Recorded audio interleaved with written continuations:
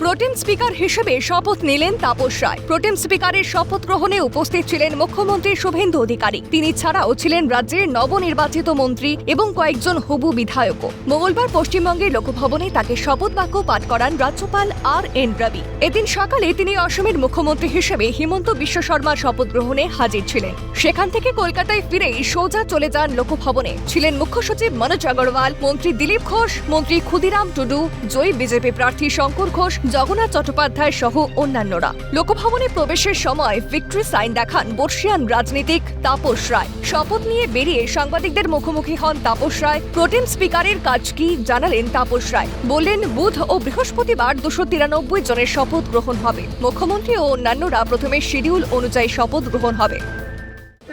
এটা প্রোটেম স্পিকার। আমার কাজ হলো আগামীকাল, আগামী পরশু এবং আগামী তরশু দুদিন যে সমস্ত ক্যান্ডিডেটরা ইলেক্ট হয়ে এসেছেন 293টায় তাদের শপথ করানো এবং তারপরে যে স্পিকারের ইলেকশন সেটাকে কন্ডাক্ট করা। প্রথমে মুখ্যমন্ত্রী এবং আর যারা যারা মন্ত্রী আছেন প্রথমে তারা নেবেন, তারপরে যেমন যেমন শিডিউল আছে সেই অনুযায়ী। দীর্ঘদিনের রাজনীতির অভিজ্ঞতা তাপস রায়। প্রোটেম স্পিকার জীবনে বারবার হয় না। একজন সিনিয়র বিধায়ককে করা হয় প্রোটেম স্পিকার, এটাই পরম্পরা, বললেন তাপস রায়। স্পিকার প্রোটেম স্পিকার এটা তো আর জীবনে বারবার হয় না।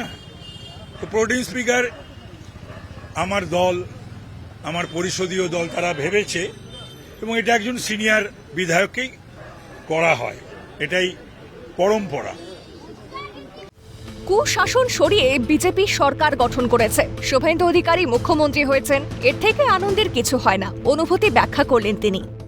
जो हम लोग का सरकार हुई, जो कुशासन अपशासन हटी और जो ममता जी हारी और शुभेंदु अधिकारी ने चीफ मिनिस्टर बनी, इससे आनंद इस जीवन में हमको नहीं मिला।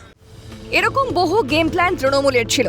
মনোজ আগরওয়াল মুখ্য সচিব প্রসঙ্গে তৃণমূলের অভিযোগকে উড়িয়ে দিলেন বর্ষিয়ান নেতা। মুখে সেলোটেপ লাগিয়ে চুপ থাকতে বললেন আগামী কয়েক বছর। ऐसा बहुत गेम प्लान तृणमूल का था। तृणमूल को जब हटाया गया था हर एक चुनाव में डीजी सीपी को, एसपी लोग को, डीआईजी लोग को, सबको उन्होंने जिद्दी करके वापस लाए थे इमीडिएट आफ्टर इलेक्शन।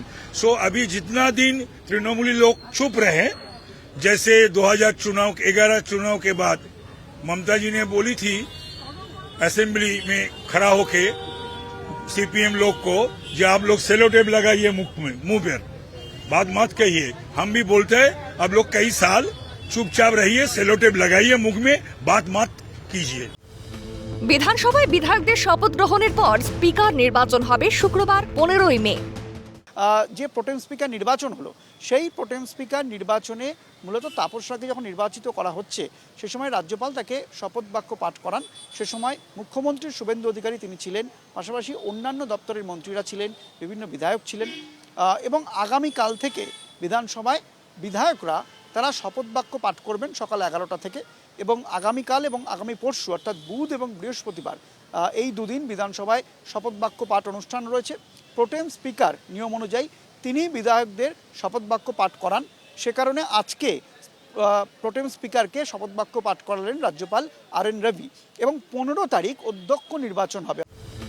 এদিন প্রোটেম স্পিকার পদে তাপস রায় শপথ গ্রহণের পর লোকভবনে রাজ্যপালের সঙ্গে সৌজন্য সাক্ষাৎ সারেন মুখ্যমন্ত্রী শুভেন্দু অধিকারী। মঙ্গলবার থেকে বিধানসভা সেজে উঠেছে গেরুয়া আলোয়। বিধানসভা চত্বরের বিভিন্ন জায়গায় গেরুয়া রঙের আলো জ্বলতে দেখা যায়। লোকভবনের বাইরের গার্ডরেলেও গেরুয়া ছোঁয়া। এখন নবগঠিত সরকার প্রত্যাশা পূরণে আর কি পদক্ষেপ করে সেদিকেই নজর রাজ্যবাসীর। ক্যামেরায় অপূর্ব দেবনাথ ও সুরজিৎ প্রামাণিক, সুদীপ্ত দত্তর সঙ্গে সুদীপ্ত পাল ও সায়ন্তন ভট্টাচার্য ও খালিদ জামাল, কালকাটা নিউজ।